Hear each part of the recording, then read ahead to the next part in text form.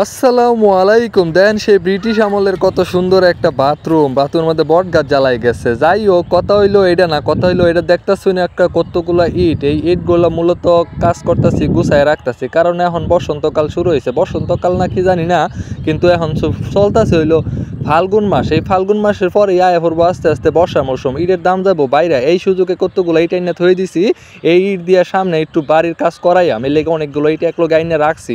ইটগুলা যে টাকুলার আইনে হালাইছে, ওরা তো খালি নিজের মনে করে হালায় না, ওরা খালি যে হাত দিয়া মিল্লা ফালায়, কোন দিকে যায় ওদের কোনো চিন্তারও বিষয় না, দেখারও বিষয় না। ওরা খালি ফালাইয়া থয়ে যায়। এখন তো একটু গুছায় রাহুল লাগে, রাস্তার লগে থাহে ইটুর যদি মাইসে একটা করে আত করে নেও গা খুঁজো পাইতাম না। এর লেগে যদি সুন্দর করে একটু গুছায় রাহুন যায়, তো গুছায় রাখলে বোঝা যায় যে ইটটি কি সঠিকভাবে আছে নাকি কেউ একটা করে নিতে আছে। এর লেগে এদিক সেদিক পুকুরে রয়েছে, পরে তো আড়াইয়ে যাবো ইট, এই তারানির থেকে একসাথে গুছাই রাখি, ইটটি এক জায়গায় থাকবো, সুন্দরও লাগবো। আরও তো অন্যের জায়গাতে রাখা হইতেছে, কারণ এই শহর অঞ্চলে জায়গা জমিও খুব একটা নাই, কেমন অনেক কষ্ট করে রাহুল লাগে, কি করুন যাইবো, জায়গা তো নাইকা বেশি, যাতে নিয়ে আসে জায়গার মধ্যে ঘরবাড়ি করবাম, হলে মালগুলো রাখবার লেগেলো তো অন্তত একটু জায়গা দরকার। এর লেগে একটু ইটগুলো গুছায় রাখতেছি।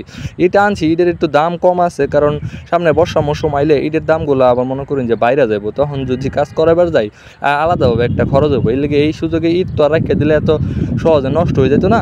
এর লেগে ইট এনে রাখে দিছি যে থাকুক, কিছুদিন পরে যখন কাজ করামো তখন আস্তে ধীরে বুঙ্গায় লইয়া করাই এলাম। ইটি আমার মনে হইলো কি বালাই আছে, খারাপ না। এটার নাম হইলো আবার শাপলা ফুল আছে না, বাংলাদেশের জাতীয় ফুল, সেই নামে হইলো এই ফুল। এই ধরনের আমার বাতিজিও আমার কইতেছে যে দেও আমি একটু কাজ করি।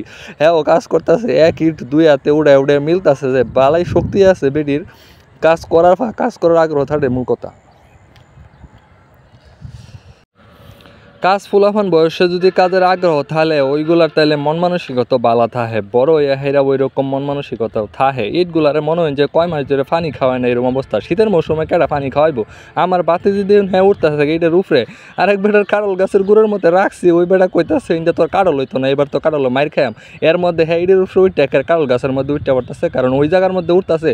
আর ইন্দা দেখুন, মনে করেন যে ফুল আছে, কত সুন্দর সুন্দর ফুল দেখুন। এই ফুলটার নাম খালি আমার মনে থাকে না, এটা জানি শিউলি ফুল না, এটা শিউলি ফুল না, এটা এরকম বললো বেলি ফুল। হয়তো একেবারে কারলের বাচ্চা ছাড়ছে, এটির উপরে যায় গাছে সাঙ্গ যায় বইয়ে রয়েছে। এবারে কইলাম এমনি হইলো বহা দিতেছে যে তারপর কারল গাছ খায়ের হইতো না, এবার কারল হইতো না, ইট রেখে দিচ্ছে কারল গাছের গুড়ার মধ্যে, কারণ কারল তো হয় কারল গাছের গুড়ার মধ্যে, অন্য জায়গা তো হয় না।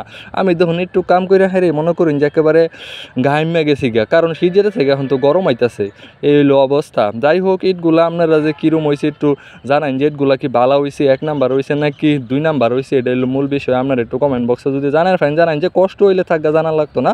আর এই দেখুন, এই যে ব্রিটিশ আমলের যে বাথরুম খান কত সুন্দর দেখেন, গাছের লতা ফাতা হয়ে গাছের যে শিহর আছে কিরমে হাফেল্লা দৌড়িয়ে আলছে। যাই হোক, সবাই ভালো থাকবেন, সুস্থ থাকবেন, খুদা হাফেজ।